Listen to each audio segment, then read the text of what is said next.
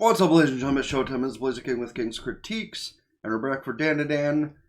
And the fact that Crunchyroll can't just understand I'm looking for a show when I type in the words for the show instead of separating the words properly, because I rarely actually see the words separated for Dan.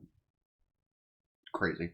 Anyway, caveats. Number one would be if you're interested in the show, checking it out freshly, the episode, whatever it might be. Don't forget to drop a comment. Let your thoughts known about the show, the program, how I act, whatever it is. That's always highly encouraged and good for the algorithm, my soul, and, it's free to do, so why not? As is the stuff with the last caveat of, at least it's appreciated to let the video run through, let me get the watch time, hit the like button, subscribe, because algorithm, soul, and free. And that all being said, let's get into the episode where the thumbnail currently is our main male and our least important female. Alright, and the episode ended off with Evil Eye flipping the table and apparently blowing up the house. My guy, another thing for Crunchyroll to take note of, if I for any reason turn off the subtitles for a dubbed show, turn on the subtitles when I go back to a not dubbed show. Morons. Really not hard. Like, how is it not an automatic transition? If something doesn't have a dub, turn it back to being subs. If something has a dub, let people change it themselves. It's not, again, it's not a hard concept, is it? Coding things like that nowadays for people that run sites like this should not be hard. Anywho, oh no, I should have some. Okay, why didn't she have a subtitle right there? Interesting. Why? So I both have subtitles and audio, I think? That's double weird. Turbo Granny giving him 80 lashes. Okay, but first off, Seiko with her hair down, kind of a vibe. Okay, I've seen clips about this, but I still have to ask. What the hell? I mean, dude on the left kind of looks like he'd fit in with a lot of rock bands from the 80s, not gonna lie. The rest of them, however, I don't know about that. Now they're just posing like the fucking Ginyu Force. They literally just were told to go home and they're like, alright, bye. Meanwhile, she asks when the Hayashi people are coming and it's probably those guys. Only one of them is correct in this argument, and that's only internally. Yeah, they came back and it's like, actually I think we're supposed to be here. They are the guys that you requested. Hold on. Literally the guy I said looks like belongs in an 80s rock band is the one that probably has the most, American sounding name. Albeit not spelled like it should be. You basically know that's supposed to be a rip on Peterson. There's the intro. Y'all love how they're all like, huh? When the dudes introduce themselves. Like, they weren't expecting some crazy shit like that. Holy shit. That is so dangerous to have all your electronic shit going like that. Like, in a normal, well-established with electricity that has good electricity, that's dangerous. Like, my house that just had its electricity fixed in January, this would be dangerous to do. But at least they're on, ground, so I guess nothing can really catch on fire other than the electronics themselves. And by this point, Seiko's house is already fucking destroyed because of Jiji. Gotta love how two of them are just like, yo, we get to see a rock concert and it involves the supernatural? Fuck yeah! Shit, that's actually a good point. If they can't sense the evil spirits can't as easily get to them. Did that man's string just break? Yep, that man's string just broke. The blank reaction from all of them to even Okaru getting into it is actually the best kind of feeling. Meanwhile, Piss and Ira is just loud. Okay, it's a good thing they're separated from most of society, by the way, because this would be the most annoying thing to most people. It'd be really awesome to other people, but it'd be the most annoying fucking thing to most people. Okay, now the little pissant's getting into it. All the spirits from the fucking tombstones are even like, oh shit, we gotta get into this. Man, really asking for them not to kill Evil Eye? It'd be one thing if we could, like, neutralize him to not be such an asshole, but... Bruh, over the past, like, week, he's been living with us inside your body, and he's tried to kill us at every turn. Granted, Seiko must have heard his wishes and decided to give it another try. Though I wonder if that last chance comes down to, fine, but if you don't want to kill Evil Eye, next time something happens, we're killing you instead, because we went through all this effort just to be told not to do it? Damn, hopefully Seiko at least pays them after all this effort. You heard her, Evil Eye is part of the family. Oh, she respects the spirit that Jiji's giving to the situation, so she'll give him another try. But again, it's probably like with Okaroon, to where she's gonna train him to the bone to at least, like, neuter down the willpower that Evil Eye has. Ira really doesn't have a right, by the way, because she's the only one that actually didn't have to do anything with her prostitute spirit. Like, the spirit was immediately like, you remind me of my daughter I missed out on because I got ganked for being not only a hoe, but a thief. And again, I get the sad part to where she died and her daughter is who the fuck knows where. Maybe she died too. I don't remember that bit. But again, don't steal from people you don't know what their position of power is. That was a dumb choice. But either way, Ira's really the only one that's, like, gotten properly in sync with her spirit pretty much immediately. Like, for a little bit, it did fight back, but... You know, I was gonna say something about there's only one position that kind of moment would be better for, but I feel like... Oh no! It's raining! Running in to hug the man and then just uppercut! That's probably the worst part about the Evil Eye thing. Is, like, depending on the form of rain, that could be very dangerous. Like, hot summer rain, yeah, sure, that's fine. Rain literally any other time of the year? Yike. Why is there an opening at the top of her bat? Is this a thing I've seen before, or is this something that hasn't even been shown as to why there's an opening at the top of her bat? Because I have a terrible memory. And, like, y'all probably know this by now. But, like, if we haven't seen it before, don't want to know. Man, the art style of the show is insane, though. Like, Evil Eye's human face is still creepy as shit. Do they need to do him like that? I mean, they've done it to all the evil spirits, honestly. I think the Silk Granny is probably, like, the most innocent from being drawn creepily, and even that's not by much. Which... I guess when you do a character dirty in real life, you actually gotta have her afterlife be sort of okay. Yeah, that's gotta be a shitty condition to have to, like, live in until you can fix it. I know this is an awkward thought, but please tell me Gigi's going to not wash his hands or at least use hot water like a smart person and not forget. Then again, it's the middle of the night, so he could very well forget and use cold water to wash his hands and... Yike. Okay, no, he was smart. No, Ogeron reminded him instead of him just skipping over it.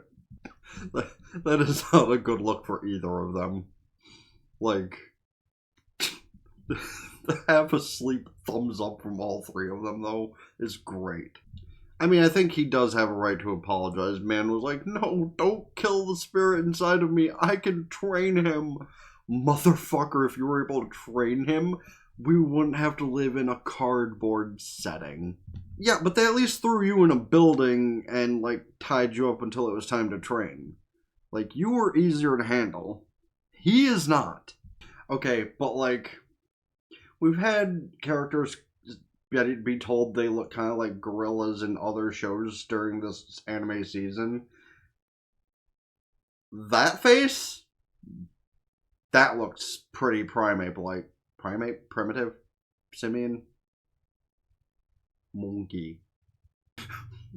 Momo's trying so hard to get some more ice, and I was just like, get the fuck away from me!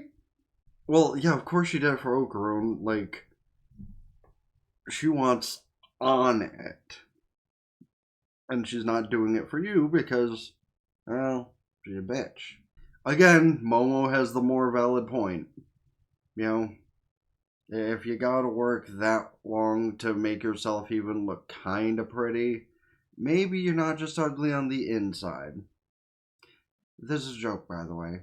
Partially. Like, other than her very monkey-like expression when she first woke up, generally, she's not that bad looking of a girl. I just hate her to the deepest regions of my soul.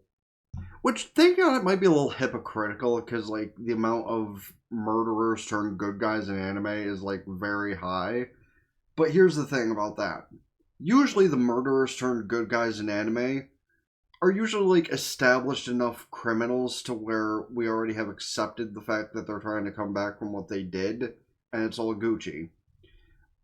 In her case, she didn't actually kill Momo, but she still tried, and she only apologized about the rumor that got spread, not that. And again, I've been told she does eventually apologize about that too, but until that point, she's still one of the most hated people, in my opinion, in anime. Like, really, right now, it's her, Marina, and Apart. He's still trying to be a positive dude and just... Look at the sprite for him back there, though.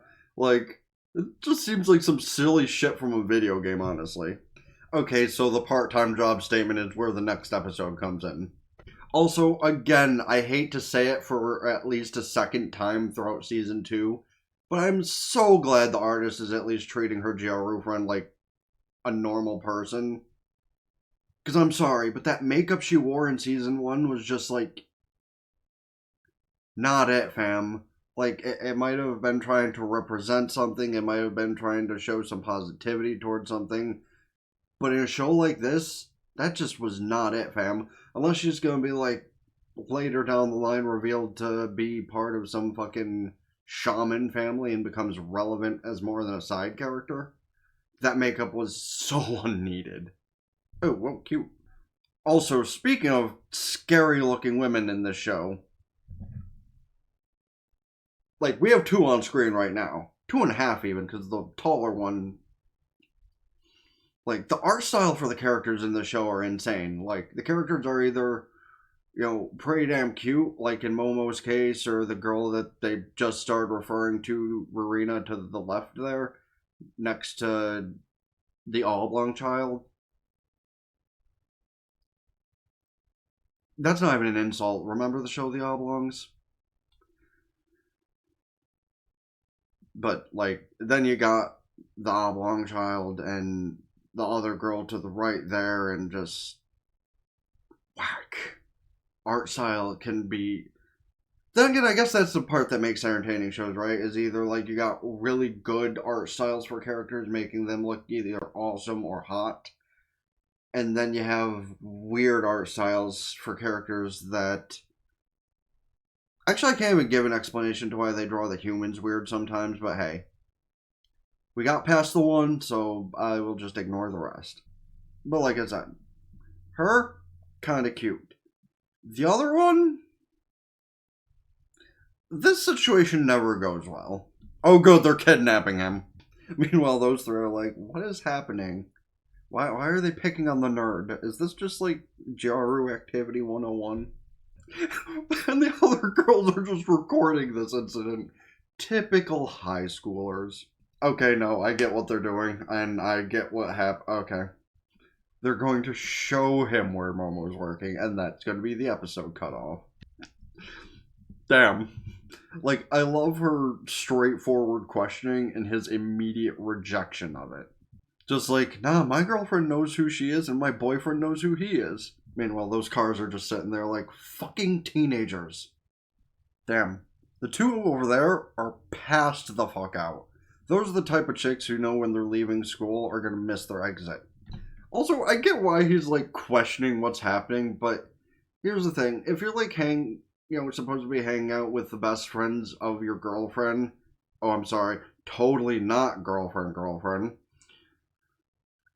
What's the worst that could happen? Unless they're, like, jealous and are about to gank you, then... But even if that was the case, well, he's who he is. He also like to be dragged most of the way there, and his pant legs to not be ripped at all is more impressive. Like, whoever designed the school uniforms, very good job. the fact that is such a double entendre in this moment is insane, by the way. He'll get thirsty. Oh, I bet he will. Even their faces are like, whoa. And the change in reaction. Uh-oh. She's been discovered. And she's gonna yell at her friends for selling her out, too. The way she dropped the thing. They're gonna avoid his sight so he cannot judge them. Yeah, your friends sold you out. How do you feel? I'm gonna just hold that for a minute and try to make use. Actually, matter of fact, sorry, I feel like this would be a funny thumbnail to just like have at the end. Or maybe even if they redo it in the next episode, just have it in the beginning. Yeah. It's either going to be at the end of this one, and I'll do the rock band for this one instead, or it'll be the beginning of the next one. I don't know, we'll see. Options. Meanwhile, the other girl is completely oblivious to the situation, or she knows and finds it hilarious in her own right. I'm going with oblivious. And now I guess since we've already taken to the end of thirsting in our own right, can't forget that bit. Like Seiko in a teacher outfit. The way they're all doing the Moe Kun thing. Right.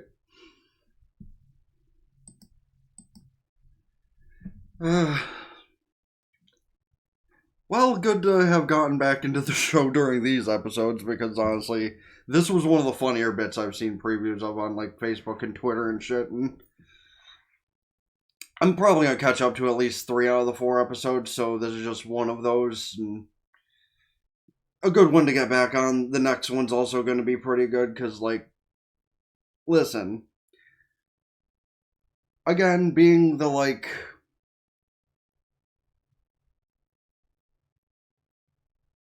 at least second most attractive girl in the show, Momo does pull off the outfit well. But we'll talk about the actual things in the show of. I do wonder if the rock band that was used for that exorcism was like an actual band that they just like asked to use the track of and maybe hired the dudes to be actual voice actors. Will I give enough of a shit to look that up myself? Probably not. But it's still something I'm curious about, and if anyone has a clue, let me know in the comments. Otherwise, maybe I'll look it up, maybe I won't. Oh. The song was kind of a banger, though.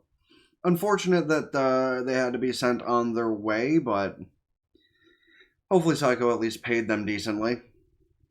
Not again looking at the fact she can't necessarily repair her own house and Momo's gonna have to like work extra to do it. Albeit we'll probably get some revelation at the end of next episode that Seiko's like, what? We had the money to repair things. Just was too late at night to actually do it. And then she's like, because I could totally see that happening. Seiko seems like the kind of woman that has a lot of money packed away in case some shit goes down. I mean, we see what happened last season when a bunch of stuff got broken. Pretty easily got repaired, so. Matt, you can let me know your thoughts on the band, the way Jiji is saying he's going to try and contain Evil Eye, and to what effect that might have. But at least Seiko's training him properly, just like she did with Okroom, so. So it's definitely hella easier to call him Ken, but I won't lie, half the time I forget his name is actually Ken.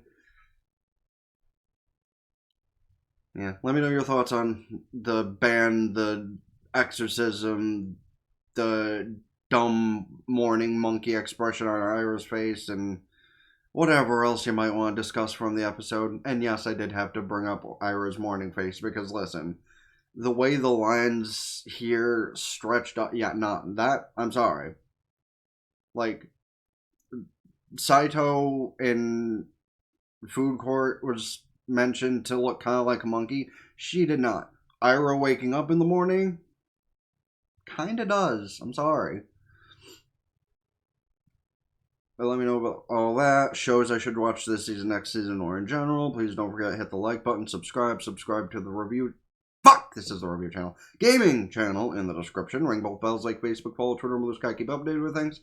TikTok, Patreon, get the full and end visuals and audio stuff I upload here. The Patreon is kind of a bunch of dumbasses that don't know how storage space works, so they limit you unless you have a new subscriber, so hey, if you want to do something monetary, it'd be cool to hook me up over there. Smile. But otherwise, go follow Twitch and subscribe with Twitch Prime for free. That helps out either way, even if it's just for the temporary. Check out the playlist here. Let run through of conversations with stuff within whatever. Check out the video recommended to you by YouTube here, or if you're watching the smaller version, the bigger version to see what you missed. Until next time, been the Blazer King with King's Critique. Out for now. Peace.